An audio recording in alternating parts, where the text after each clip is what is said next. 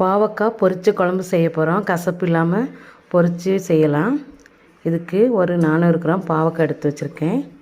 கடாயில் ஒரு 3 ஸ்பூன் எண்ணெய் ஊற்றிக்கிடுங்க. பாவக்காவை பொரித்து எடுத்துக்கலாம்.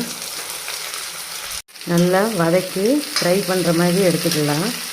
அப்போ தான் அந்த பாவக்காய் கசப்பு இருக்காது.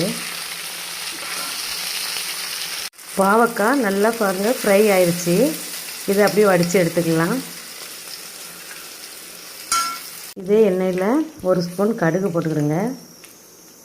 அரை ஸ்பூன் வெந்தயம், அரை ஸ்பூன் உளுந்தம்பருப்பு, கடுகு போட்டுக்கிடுங்க.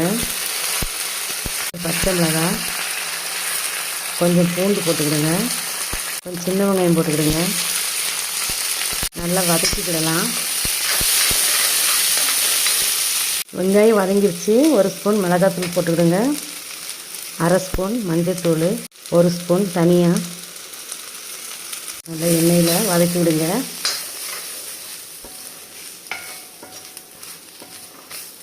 இதில் 2 தக்காளி அடித்து வச்சுருக்கேன். இதை ஊற்றிக்கிடுங்க.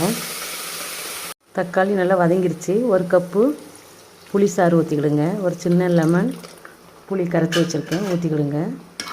நல்லா கலந்துக்கிடலாம்.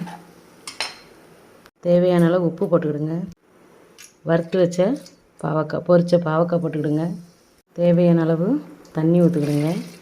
அப்படியே மூடி வச்சு ஒரு 10 நிமிஷம் சிம்மில் வச்சிடலாம். பாவக்காய் பொரிச்ச குழம்பு ரெடி ஆயிடுச்சு. இறக்கும்போது ஒரு அரை ஸ்பூன் நாட்டு சர்க்கரை போட்டுக்கிடுங்க. போட்டுட்டு நல்லா கலந்து விட்டுக்கிடுங்க. எண்ணெய்லாம் நல்லா பிரிஞ்சு வந்துருச்சு. இது அப்படி சூடான சாதத்தில் ஒரு கரண்டி குழம்பு ஊற்றிக்கிடுங்க. அந்த பாவக்காவும் சாப்பாடோட போட்டு பிசைஞ்சு சாப்பிடுங்க.